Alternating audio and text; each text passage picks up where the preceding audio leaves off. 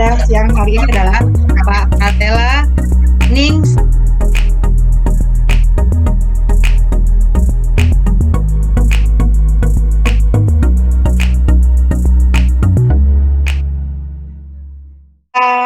Ya baik, sebelum kita mulai presentasi kita pada siang hari, mari kita baca basmalah. Bismillahirrahmanirrahim. Ya, oke. Yang mana pada presentasi kita pada siang hari ini akan dipandu oleh moderator kita yang cantik, yaitu Ananda Fania Halfrita. Pada Ananda, kami persilakan.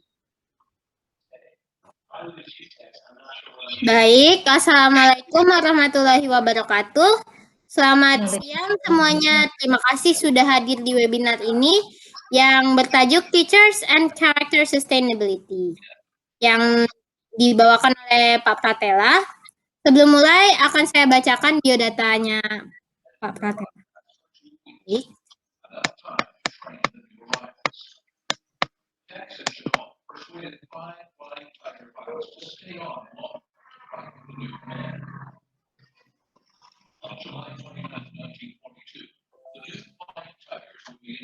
Baik, apa sudah terlihat? Sudah. Oke, jadi saya bacakan Pak Pratela. Pak Pratela tinggal di Cluster Lavesh SA5 1205 Kota Harapan Indah, Bekasi, Jawa Barat. Ini emailnya ella.dan.lia7@gmail.com dan nomor teleponnya 081291649102. Pak Pratela ini pernah bekerja di SMAN 50 Jakarta sebagai guru bahasa Inggris dari tahun 2017 hingga sekarang. Lalu pada tahun 2003 sampai tahun 2017, beliau mengajar di SDN Utan Kayu Utara 1 Pagi Jakarta. Dan pada tahun 2003 sampai 2010, Pak Pratela mengajar di VSC Kemang Pratama, Bekasi. Pada tahun 2001 sampai 2003, Pak Pratela mengajar di CLT Sugia Pranata University Semarang. Kualifikasinya Pak Pratela qualified as an English teacher from PLPG 2017 di UPI Bandung. Pendidikan yang telah didapat yaitu Magister Pendidikan Bahasa Inggris di UNJ pada tahun 2015, lalu Sarjana Pendidikan Bahasa Inggris di UNY pada tahun 2001. Hobi beliau adalah jogging atau lari pagi. Referensinya Dr. Ratna Dewanti, Kaprodi MPBI UNJ. Ini buku-buku yang sudah diterbitkan. Yang pertama, terampil berbahasa Inggris untuk pemula ISBN 2019. Yang kedua, a journal article, The Needs Analysis of English Learning in the 4th and 5th grades, a case study, tahun 2015. Dipublikasikan oleh FKIP Universitas Esa Unggul Journal Publication. Wah, keren ya bukunya. Oke. Tanpa basa-basi lagi, mari kita sambut Pak Pratela. Silakan, Pak.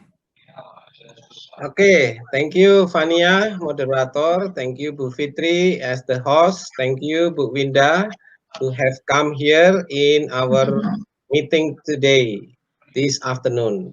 We are waiting for the others, I hope. Now I'm going to share screen. Wait a minute.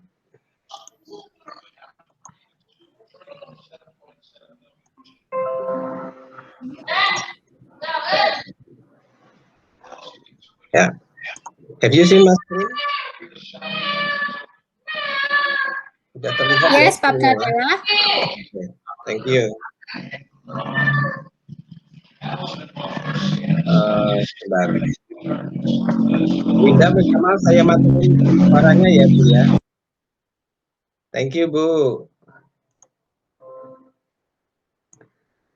Okay, let me start my presentation. Good afternoon, selamat siang, assalamualaikum warahmatullahi wabarakatuh, shalom, Om Swastiastu, Namo Buddhaya, salam kebajikan. Allow me to introduce myself. My name is Pak Pratela. I teach English in SMA Negeri 50 Jakarta. This time we are going to focus on character building or character maintenance. This presentation is mainly addressed for teachers, but it will also beneficial for students who join in this meeting right now. Guru itu mempunyai tanggung jawab menyiapkan generasi yang akan membawa bangsa kita, Indonesia, menuju masa depan yang gilang gemilang. Namun jika guru gagal mengemban tanggung jawabnya atau panggilannya, maka pertaruhannya ada pada kemerosotan moralitas bangsa ini 20 tahun ke depan. Jadi baru 20 tahun ke depan baru terasa. Kenapa pada 20 tahun ke depan itulah mereka-mereka yang sekarang sedang studi di jenjang pendidikan dasar dan menengah ini sudah menjadi pimpinan-pimpinan bangsa ini. Nah, jika kita guru itu tidak mampu mengemban tanggung jawab atau panggilan kita dengan baik, maka dampaknya akan terlihat pada kemerosotan moralitas bangsa ini 20 tahun yang akan datang. Oleh karena itu, izinkan kami menyampaikan tema ini, Teachers and Character Sustainability, keberlangsungan karakter guru dan keberlangsungan karakter. Ini perenungan akan panggilan kita sebagai guru. Selamat menyimak. Guru, teachers have two roles. Yang pertama itu mengajar dan yang kedua mendidik.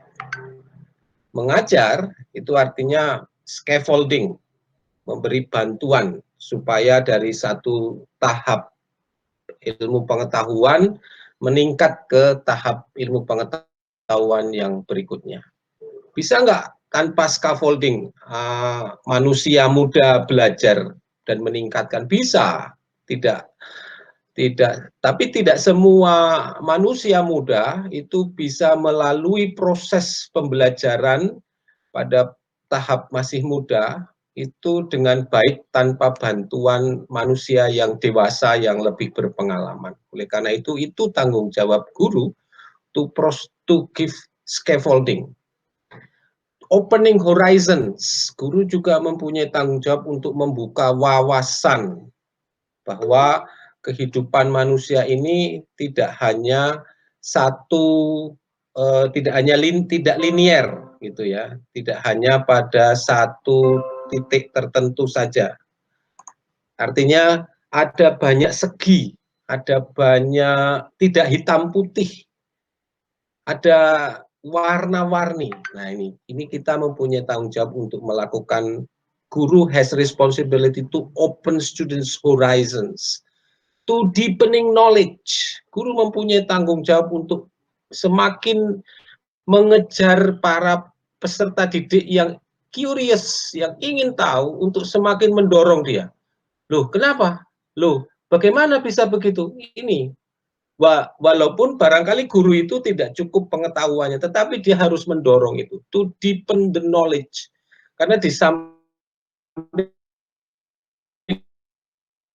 guru memberikan scaffold pada titik tertentu, juga belajar juga. Seperti tadi misalnya ketika presentasinya Fania tentang bagaimana membuat digital books dengan menggunakan book creator, saya sendiri juga tidak tahu, tapi saya ingin belajar. Nah ini tugas guru juga begitu, kita sharpening our knowledge, sehingga pada titik tertentu ketika kita diminta untuk deepening knowledge of our students, kita udah pernah mengalaminya paling tidak.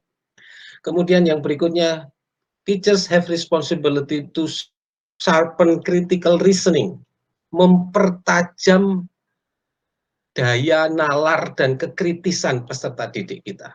Mempertajam ini bukan asal enggak gitu ya, atau bukan asal bantah gitu ya. Maksudnya kita guru itu mendorong supaya setiap peserta didik itu selalu bertanya di dalam hati, di dalam pikirannya, kok begitu? Kenapa begini? Lo kok bisa? Nah, kenapa bisa begitu? Itu sharpening critical reasoning. Itu harus kita sebagai guru harus memiliki tanggung jawab, bukan harus ya, memiliki tanggung jawab untuk mendorong peserta didik itu sampai pada titik itu, sampai C6-nya itu nanti jalan. Itu. Berikutnya, peran kedua guru adalah peran sebagai seorang pendidik. Guru harus mempunyai tanggung jawab untuk mendidik. Mendidik itu apa? Mendidik itu pada dasarnya adalah melindungi peserta didik dari abusive power. Kita sendiri sebagai guru kadang-kadang abusive to our students. Memaksa peserta didik untuk menyelesaikan materi yang sudah ditetapkan oleh kurikulum. Sehingga peserta didik, kan kemampuan peserta didik itu berbeda-beda. Sehingga kadang-kadang kalau yang anaknya rajin dan pinter, wah itu bisa mengejar, mengikuti alur yang diminta oleh kurikulum. Tetapi bagi yang sikapnya belum mandiri, masih harus tertatih-tatih, dikejar-kejar. Nah, ini menjadi seperti teacher seems to be abusive to our students. Oleh karena itu kita harus menjaga diri juga, jangan sampai. Nah, bagaimana menjaga dirinya? Ya itu tadi, dengan cara kita mengetahui potensi batas kemampuan anak. Yang berikutnya, kita juga harus melindungi anak didik kita dari minority tyranny, tirani minoritas. Ada beberapa ini keluhan yang kemarin baru saja dapat dari orang tua murid. Pak, emang LKS wajib ya Pak? Wah, kok zaman segini masih ada ya guru yang memperjualbelikan LKS? gitu. Itu udah nggak zamannya lagi. Terus saya berikan arahan bahwa materi pembelajaran sekarang sudah terbuka. Google sudah memberikan banyak materi. Tidak harus LKS dari guru itu. Nah, ini kita sendiri juga kadang-kadang menjadi tirani minoritas untuk guru, untuk peserta didik kita. Ini saya refleksikan sebagai guru ya. Kemudian guru juga harus mempunyai tanggung jawab to protect students from majority domination. Majority domination itu ya. Dominasi mayoritas. Jangan sampai karena semuanya itu biru terus menganggap biru itu benar. Kita sudah harus kalau ada yang warnanya kuning kemudian yang kuning itu dianggap salah. Nah, itu jangan sampai. Itu tugas kita sebagai guru untuk membuat supaya warna-warni kehidupan peserta didik kita itu menjadi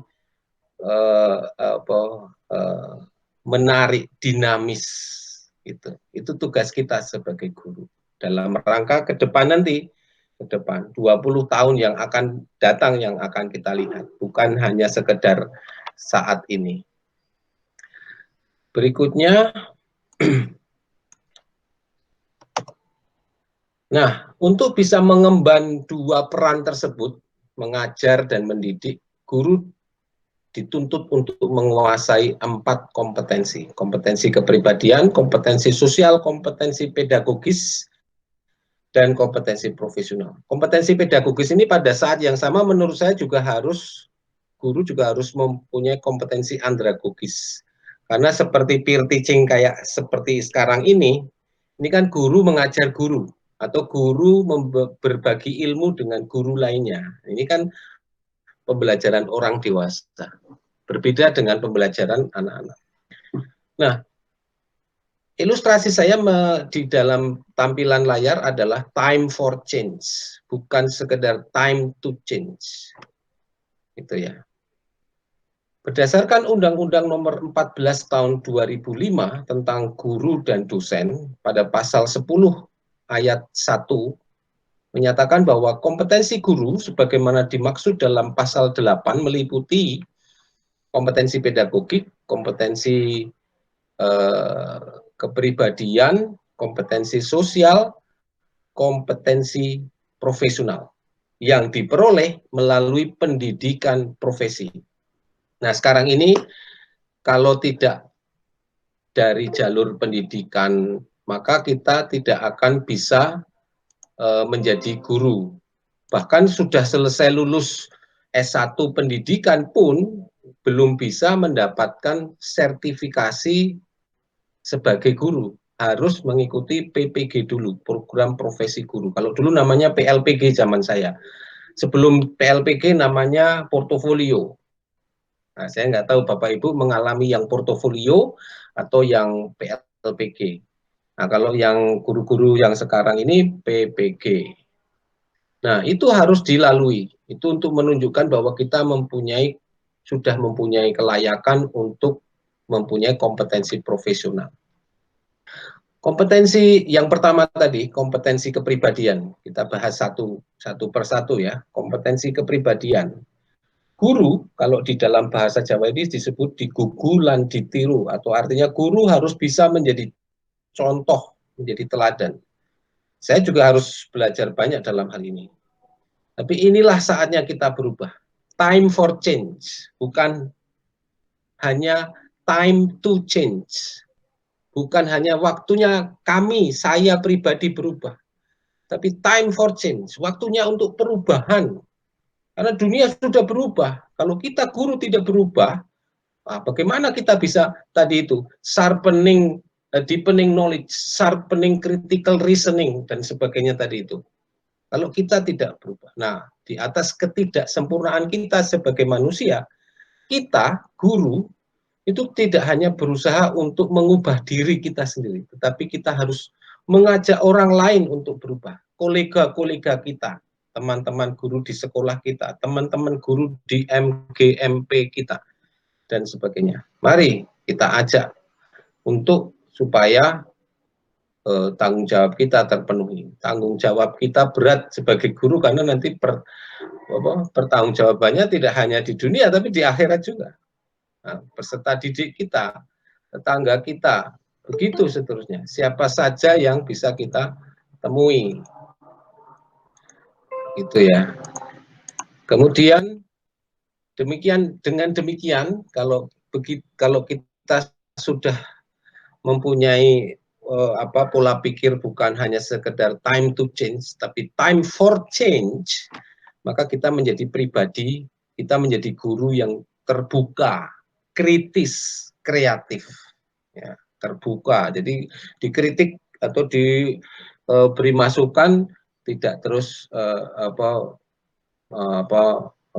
masukin hati marah atau terus dendam gitu, enggak ya. Itu tapi terbuka untuk pembaharuan, untuk perubahan gitu. Yang kedua, guru itu harus mempunyai kompetensi sosial. Kemampuan guru untuk berkomunikasi dan bergaul secara efektif dengan peserta didik, dengan kolega-kolega, tenaga kependidikan dan tenaga pendidik, dengan orang tua dan wali peserta didik, dan dengan masyarakat sekitar. Yaitu dengan bersikap inklusif, bukan eksklusif ya. Bersikap inklusif. Bersikap inklusif itu artinya merangkul, bertindak objektif, tidak diskriminatif karena pertimbangan atau perbedaan jenis kelamin, agama, ras, kondisi fisik. Nah, ini latar belakang keluarga dan status sosial keluarga. Oleh karena itu maka pemerintah itu memasukkan anak berkebutuhan khusus itu tidak pada sekolah khusus, tetapi pada sekolah-sekolah umum, sekolah baik itu di SD, SMP, SMA. Supaya apa? Supaya tidak ada diskriminasi pertimbangan kondisi fisik. Karena kita apa? Bersikap inklusif. Memang dari sisi itu ada guru khusus yang harus disediakan oleh sekolah, bukan guru pada umumnya. Guru yang memang memiliki latar belakang pendidikan profesi untuk pendidikan luar biasa atau pendidikan khusus. Nah, ini yang harus kita siapkan. Sekolah harus menyiapkan itu. Sekolah harus mendorong dan mengajukan kepada dinas-dinas pendidikan, kepada Kementerian Pendidikan untuk melakukan budgeting atau rekrutmen guru-guru yang memang mempunyai latar belakang untuk mengasuh peserta didik berkebutuhan khusus. Nanti bukannya anak-anak berkebutuhan khusus itu diserahkan kepada mereka begitu, bukan, tetapi mereka akan melakukan sharing dengan guru-guru mata pelajaran dan dengan wali kelas untuk bagaimana menangani anak berkebutuhan khusus ini. Itu yang dicanangkan oleh pemerintah. Kemudian yang kedua, dalam konteks kompetensi sosial ini guru harus bisa berkomunikasi secara efektif, empatik, santun dengan sesama pendidik, dengan tenaga kependidikan, dengan orang tua, dan dengan masyarakat. Guru juga harus beradaptasi dengan tempat tugas di seluruh wilayah Republik Indonesia atau di sekolah-sekolah luar negeri, sekolah-sekolah Indonesia yang ada di luar negeri yang memiliki keragaman sosial budaya. Dan guru harus bisa berkomunikasi baik lisan maupun tulisan. Kompetensi yang ketiga adalah pedagogical competence. Ini versus andragogical competence. Pedagogical competence is the competence to educate young learners, manusia muda, pembelajar muda. Ada 3 paradigma pendidikan yang selama ini ada dalam teori pembelajaran, yaitu behaviorism, cognitivism, constructivism, design atau brain-based, humanism, dan 21st century skills. Ini yang sekarang sedang booming nih, 21st century skills. Dalam rangka mengadaptasi dengan disruptive technology revolution, industrial revolution 4.0.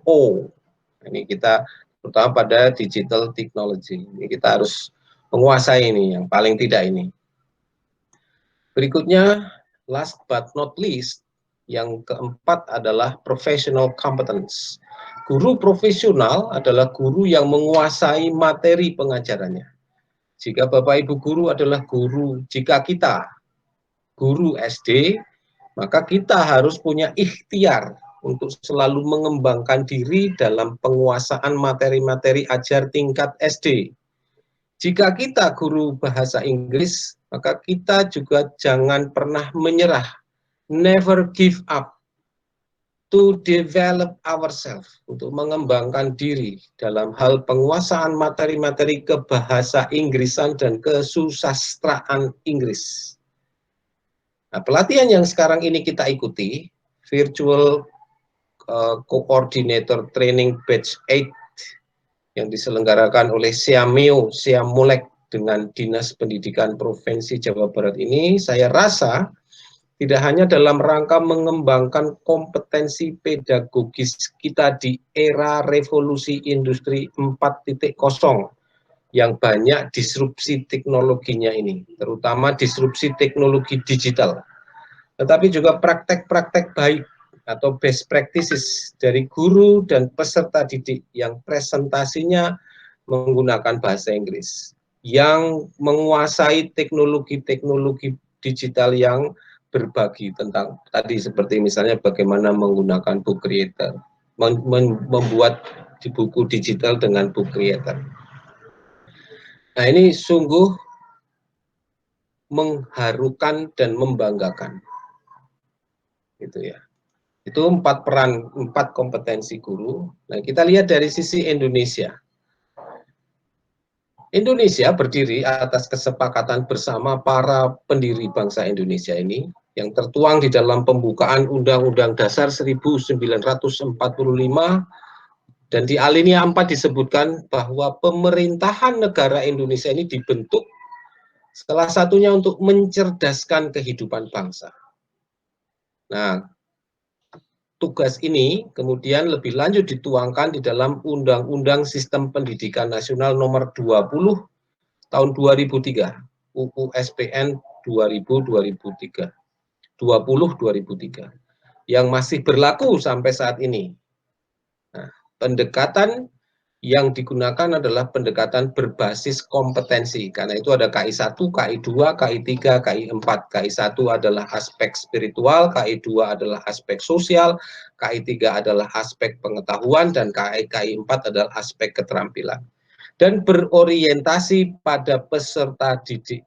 Jadi orientasinya di dalam kita mengajar itu bukan berorientasi pada kurikulum, harus tuntas 6 KD dalam 1 semester, tidak. Tapi orientasinya pada peserta didik. Nah, orientasi pada peserta didik ini oleh Mas Menteri Makarim dipopulerkan dengan istilah 6 profil pelajar Pancasila, yang saya singkat dengan jembatan keledai bergomantistif. Yang pertama itu beriman, bertakwa kepada Tuhan Yang Maha Esa dan berakhlak mulia. Yang kedua itu berkebinekaan global. Kemudian yang ketiga, go itu gotong royong. Kemudian yang keempat itu man itu mandiri. Kemudian yang kelima itu tis itu bernalar kritis. Dan yang keenam tif itu kreatif. Nah, tantangannya apa? Tantangannya itu kalau dari sisi guru itu pemerataan pendidikan, rekrutmen guru, distribusi guru, kesejahteraan guru.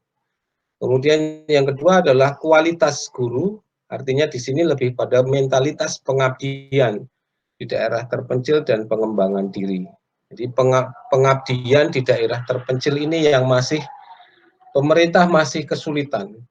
Apabila kita ditempatkan di daerah terpencil itu kadang-kadang masih ada yang tidak tahan dan kemudian lapor balik ke dinas kabupaten atau di subdinas rayon di kecamatan, mohon maaf Bapak Ibu, bukannya kami menolak tapi menyerah gitu.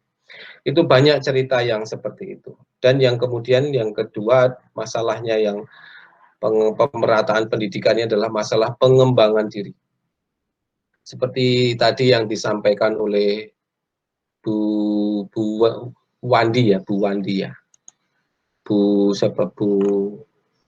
yang dari Serang tadi, Bu Winda Suwandi. Bu Winda. Ya, Bu Winda Suwandi itu tadi waktu kita ngobrol-ngobrol itu bercerita tentang bagaimana beliau itu mengalami kesulitan untuk melaksanakan pembelajaran jarak jauh sampai beliau yang guru mata pelajaran itu harus, karena panggilannya ini dalam tanda petik ini kita harus appreciate her.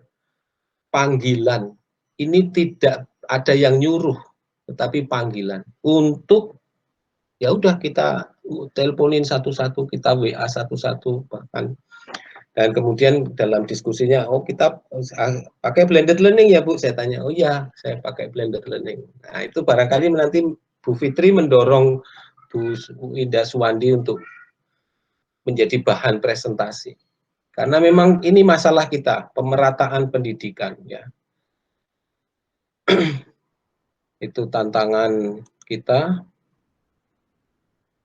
Nanti akan ada dua video tapi tidak akan saya tayangkan. Yang pertama itu tentang bagaimana guru melaksanakan pembelajaran, dan yang kedua ini sekolah terpencil, maksudnya yang sebelah kiri itu video sekolah terpencil. Yang kedua itu bagaimana webinar sosialisasi pengumuman rencana seleksi guru untuk diangkat menjadi P3K.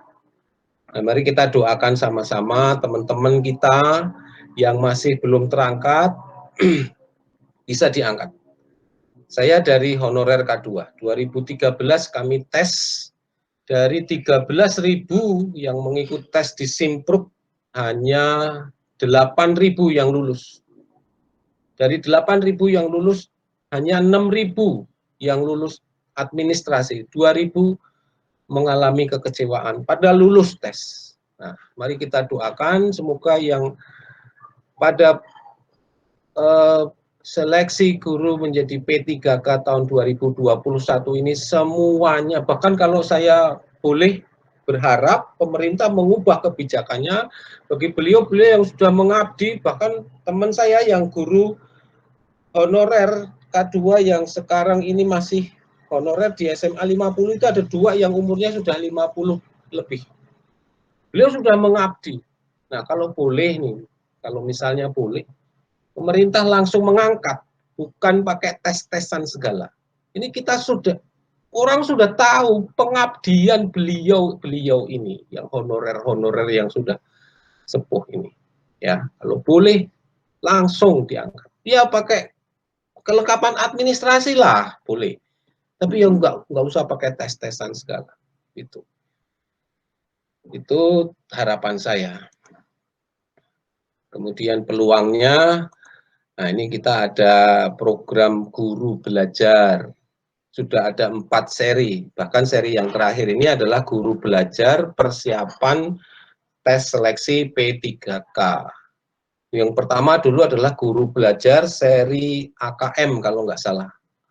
Guru belajar seri pandemi COVID-19. Terus ada juga guru penggerak, ada juga sekolah penggerak. Nah, kemudian ada juga partisipasi aktif dari berbagai pihak, seperti VCT, Virtual Coordinator Training Batch 8 ini. Kemudian Training of GSE, Google Suite for Education. Ini saya sudah mengikuti pelatihan penggunaan Google Suite for Education itu 2 kali kalau nggak salah. Yang dulu pertama itu yang dilaksanakan oleh Dinas Pendidikan DKI, terus yang kemarin ketika ada dibagikan account belajar ID dari Kementerian Pendidikan, terus ada lagi setelah itu ada pelatihan untuk penggunaan Google Suite for Education untuk bagi peserta guru dan peserta didik. Ada juga Sagu-Sabu kalau nggak salah itu saya dengar, 1 guru 1 buku, Sasi Sabu 1 siswa 1 buku, dan webinar-webinar lainnya. Kemudian yang peluang yang keempat adalah pribadi guru, never give up, kemudian lifelong education. Intinya ada di situ. Terakhir saya mengajak pada Bapak Ibu guru semua, marilah kita renungkan terus-menerus dalam tiap tarikan nafas kita, panggilan hidup kita sebagai guru, agar nilai-nilai ketuhanan dan nilai-nilai kemanusiaan tetap lestari. Ini saya barusan dapat ide gagasannya ini baru nih. Tadi si Fania waktu presentasi saya yang pertama, dia kan Ananda Fania ini kan sebagai host. Di akhir pertemuan dia menyatakan bahwa kita ini tetap harus deep down in our life we are human. Humanism itu yang harus kita pertahankan di dalam dalam proses kehidupan belajar mengajar manusia agar tetap lestari. Thank you. Semoga presentasi ini menginspirasi teman-teman guru semua. Semangat. Wassalamualaikum warahmatullahi wabarakatuh. Om Santi Santi Om. Terima kasih. Saya kembalikan kepada Fania. Thank you, Fania. Baik, Pak Pratela. Jadi, apakah ada yang mau bertanya tentang pemaparan tadi?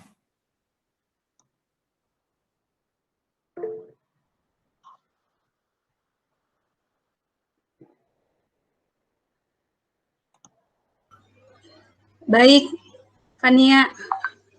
Assalamualaikum. Waalaikumsalam. Baik, terima kasih Pak Pratela atas paparannya. Mohon maaf saya juga agak telat barusan mengikutinya. Ini memang sangat menarik sekali ya. Kita sebagai guru dituntut untuk terus maju gitu, terus ngikutin perkembangan zaman lah intinya. Nah, yang ingin saya tanyakan, sekarang ini kan pemerintah ibaratnya kita tuh tadi Bapak sempat nyinggung apa namanya, bagaimana guru itu kita harus menyesuaikan dengan perkembangan ini, artinya akan ada zaman menghadapi zaman sekarang ini, abad 21, atau misalkan sering diistilah tadi apa Pak, industri 4.0 ya, kalau nggak salah. Nah, kan kita guru-guru di sini kan kebanyakan yang mungkin mohon maaf ya, mungkin kalau yang anak muda ibaratnya masih bisa menyesuaikan. Nah, kalau untuk guru-guru senior, langkah apa ya kira-kira yang tepat atau metode yang sehingga guru-guru senior juga apa untuk mau ibaratnya maju, oh saya bisa menghadapi perubahan ini gitu. Ya mungkin ini salah satu contoh kayak pelatihan ini juga sebenarnya ini kan luar biasa sekali sehingga kita pun sebagai guru yang ibaratnya saya anggap saya udah tidak muda lagi misalkan enggak susah untuk mengikuti. Nah, mungkin kira-kira apa ya trik untuk yang itu lebih senior gitu, Pak. Itu untuk pertanyaan yang pertama. Kemudian kira-kira mungkin untuk saat ini itu dulu Pak, saya masih ada lagi sebenarnya. Silakan Pak. Terima kasih. Oke, terima kasih Bu Leni Nurlinas. Pertanyaan yang menggugah, menggelitik ya, gitu ya. Menggelitiknya karena apa? Karena memang proses belajar manusia ya, individu manusia itu dalam teori pendidikan itu tidak instan. Tidak bisa ada yang tidak bisa ada satu orang pun yang tiba-tiba bisa buat digital library, digital book. Harus ada tahapan-tahapannya seperti yang tadi diterangkan oleh Fania. Tahapan 1 kita harus buka linknya dulu, tahapan 2 kita harus sign up dulu, dan seterusnya. Demikian juga kita sebagai guru, baik itu kita muda, baik itu kita tua, sepuh, senior, ataupun yang masih milenial, harus dengan tahap, dengan pelan-pelan istilahnya. Tidak boleh tiba-tiba langsung. Persoalan kita bukan pada persoalan tua atau muda, tetapi persoalan kita ada pada yang, coba saya share dulu ya. Baik Pak Diser.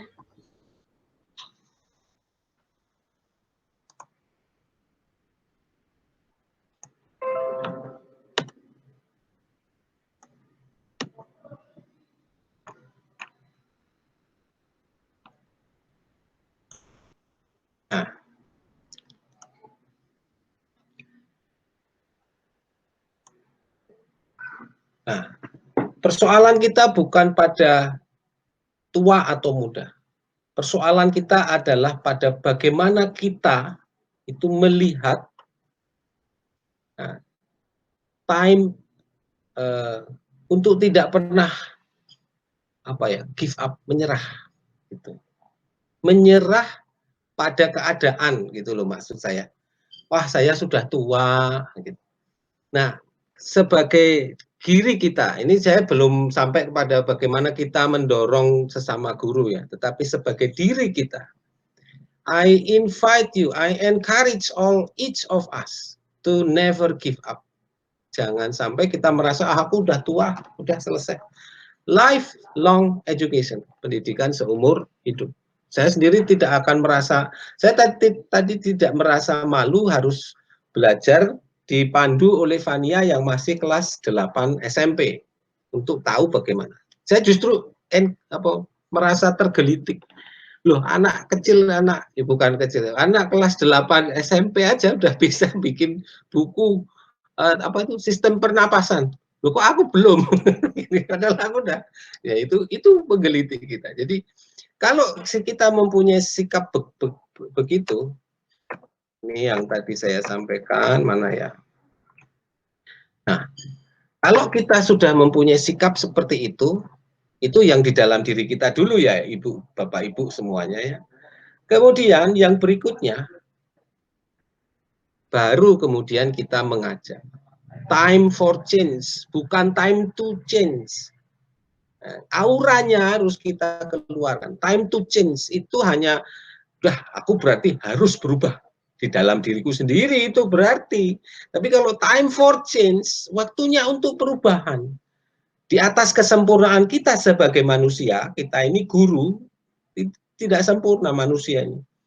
Kita bisa, kita tidak hanya berusaha untuk mengubah diri sendiri, tetapi kita juga harus mengajak orang lain, kolega-kolega kita untuk berubah. Berubahnya tidak jangan tiba-tiba langsung, Bu, Ibu harus bisa aplikasi book creator, Ibu harus sudah bisa Google Suite for Education, Ibu harus bisa. Tidak. Paling tidak kita harus menggugah semangatnya terlebih dahulu. Semangat untuk never give up itu tadi itu dulu. Maka pelan-pelan kesadaran muncul, maka akan ada perubahan. Saya yakin Bapak Ibu guru yang ikut dalam pertemuan kita pada sore hari ini, anak-anak juga, itu sudah melampaui never give up-nya itu, sudah melampaui time to change-nya itu, dan sekarang sudah pada tahap saya dorong untuk ibu, bapak, anak-anak, time for change. Nah, kalau itu sudah terjadi, maka kita akan menjadi pribadi yang terbuka, kritis, dan kreatif. Begitu kira-kira. Ya, baik, Pak. Artinya lebih ke mental kali ya, Pak. Mentalnya yang harus di apa ya? Ya. Kadang mungkin apa? Ya, kadang-kadang mungkin yang harusnya diri sendiri dulu, mentalnya memang harus dikuatkan. Ya. Nah, kadang-kadang untuk kita ke anak, kan kadang-kadang juga anak tuh, Pak, rasa apa ya? Mentalnya ini ya, gimana ya cara membangkitkan kadang-kadang mental ke anak juga agak ini juga gitu. Berarti kan memang itu tugas guru ya luar biasa sekali. Nah, ini sangat menarik sekali bagi saya, sharing yang sangat luar biasa. Kita bagaimana kita mau membuat anak mentalnya maju untuk menghadapi abad inilah. Contohnya tadi Bapak bahasa Inggris. Bagaimana tuh anak tuh kan improve bahasa Inggris. Sementara abad 21 ini bahasa Inggris itu salah satu kemampuan skill yang harus diperoleh. Otomatis kita kan untuk untuk paling tidak bisa bersaing dengan dunia luar, dengan semuanya gitu artinya. Nah, sementara dari gurunya sendiri aja mentalnya aja masih ciut lah, katakan seperti itu, ya agak susah mungkin ya. Nah, jadi memang itu antara kadang-kadang kan kita juga di sekolah ya sering sama teman-teman, seusia kita mah udah biarin aja anak muda aja. Nah, kan itu sesuatu yang mental kita tuh mental yang katakannya kurang lah gitu kemampuan sebagai guru ya harusnya tidak seperti itu. Ya mungkin itu aja Bapak sharingnya. Terima kasih Pak. Terima kasih banyak. Terima kasih Bu Leni. Ya, saya yakin Bapak Ibu semua yang ada di sini, Bu Leni juga sudah melewati tahapan never give up, sudah melewati tahap time to change-nya itu. Time to change itu yang mengubah, yang membuat Bapak Ibu dengan kesadaran hadir di dalam pertemuan. Mendaftar ikut menjadi peserta VCT Batch 8. Itu time to change. Itu tahapan time to change. Nah, yang berikutnya saya dorong, Bapak Ibu, mari kita time for change. Kita ajak teman-teman kita, kolega-kolega kita, siapa saja, untuk time for change. Waktunya untuk perubahan. Tapi ya pelan-pelan ya, jangan kemudian tiba-tiba langsung dipaksa. Ini sudah era industri 4.0, ibu itu harus bisa, wah langsung down beliau-beliau, jangan, itu ya, itu. Mundurkan diri nanti. Iya baik, iya betul Pak.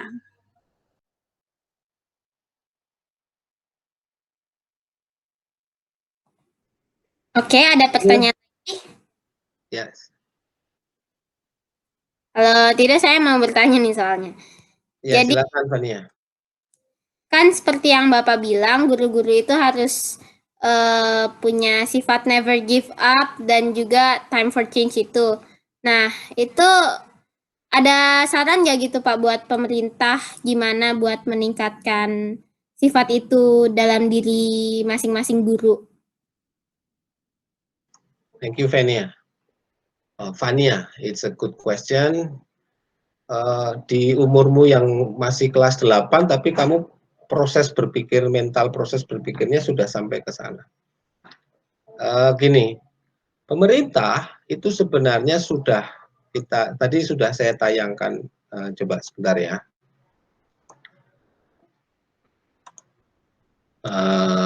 Mana?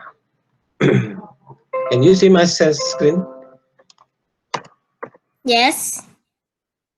Tadi ya. Bentar ya. Peluang. Nah ini. Di peluang ini, present.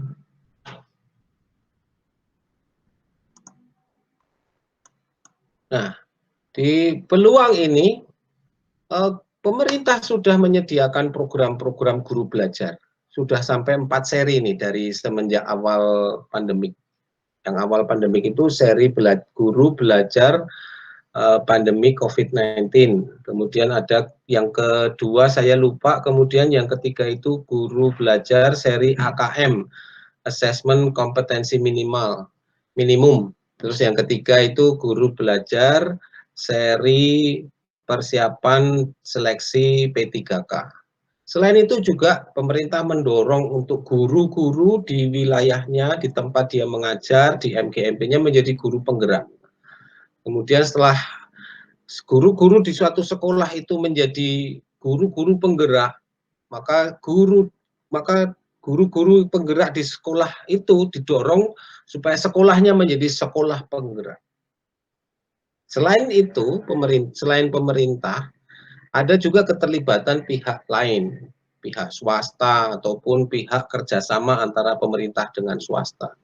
Salah satunya ini VCT, Virtual Coordinator Training. Ini yang bahkan pemerintah Seamulek itu sudah bekerja sama dengan pemerintah Provinsi DKI ini untuk Jawa Barat sudah sampai batch 8 ini. DKI ini cuma baru batch 6 terus berhenti. Semoga ini nanti kayak saya dengar informasinya ini sedang bukan berhenti tapi tiarap gitu ya. Ini saya dengar informasinya udah mulai mau bangkit lagi. Kemudian juga tidak hanya dari pemerintah, dorongannya dari dalam diri pribadi guru untuk terlibat aktif, untuk punya kesadaran mendaftar, mengikuti kegiatan, mengikuti pelatihan, begitu. Saya yakin selama pandemi COVID-19 ini dengan model pembelajaran digital online meeting itu sudah banyak Bapak Ibu guru dan anak-anak yang sudah punya mungkin sertifikat webinar dan trainingnya sudah 10 kali atau mungkin 20 atau mungkin 30 gitu. Nah, itu yang dilakukan oleh pemerintah. Selain juga sudah membagikan kuota internet ya, paket data. Saya dapat dari sejak 3 bulan ya, Oktober, November, Desember, Januari saya belum dapat sampai sekarang. Kayaknya dana pemerintah juga terbatas. Karena saya dengar sertifikasi juga baru yang beberapa daerah yang untuk triwulan 4 itu belum dapat sertifikasi. Bahkan yang dapat sertifikasi pun hanya 2 bulan, harusnya 3 bulan baru 2 bulan. Nah ini kita kita doakan bersama, semoga pandemi ini segera berlalu. Memang virusnya tidak akan habis, tetapi pandemi ini segera berlalu dan kita bisa hidup normal baru. Bukan normal yang seperti dulu, tapi normal baru. Tetap menjalankan 5M, tetap 3T, dan tetap kita sudah lompatan digital teknologinya ini sudah sangat jauh sekali dibandingkan sebelum PJJ. Itu kira-kira Fania. Ya, kalau saya sebenarnya udah nggak keluar sih dari Maret, kayak beneran di rumah nggak keluar sama sekali. Keluar pagar aja nggak. Ya. Nah, jadi manusia gua ya. Tapi ini ya Pak, penyalurannya bagus banget ya, ikut dengan mak-mak virtual. Iya. Dan itu ini jadi inspirasi buat kita justru gitu. Fania ini contoh nyata ini. Iya betul, penyalurannya bagus. Mungkin tinggal 2 menit lagi kan ya? Bu Winda kayaknya mau menyampaikan sesuatu. Oh, iya sih tadi. Maksudnya tapi ini kayaknya antara saya sama Pak Pratela aja nih. Soalnya ternyata lulusan UNY, Pak. Saya ada Ya, kelas. saya UNJ. Saya ada kelas. Ibu juga? Saya masuk angkatan 99, Pak. Oh, saya S2-nya UNJ, S1-nya saya di Jogja. Iya, saya di UNY Jogja. Iya, wah, sama. Iya, berarti kakak kelas nih, makanya wah, saya bilang kayaknya pernah lihat saya itu inget-inget dari berapa kali ini ya. Oh, ternyata memang benar pernah satu kampus jadi ya. Iya. Bapak kan mirip yang dokter gigi, apa tuh siapa tuh dokter gigi yang jadi artis tuh, siapa sih dokter gigi? Berarti bener ini saya bilang saya kenal. Oke, berarti setelah kelas saya. Oh iya. Thank you. Ya, oke. Makasih. Good. Jadi reunian. Silakan Bu Fitri. Ya, silakan Fania ditutup dulu kali. Moderator dulu kali, Pak. Oke. Terima kasih Pak Pratela atas presentasinya. Menarik ya.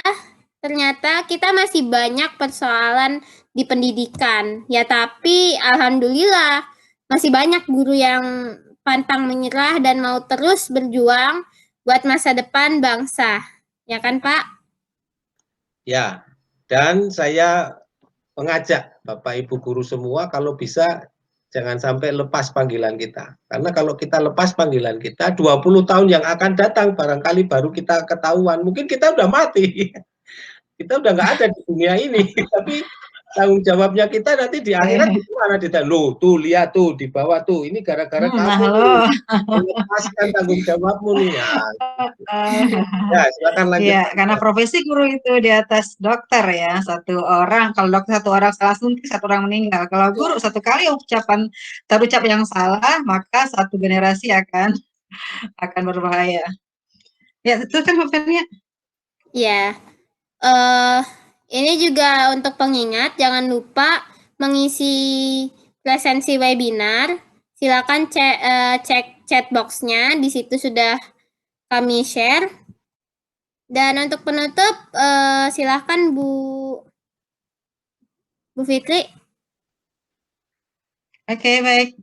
Terima kasih Fania dan para Pratela, luar biasa sekali ya.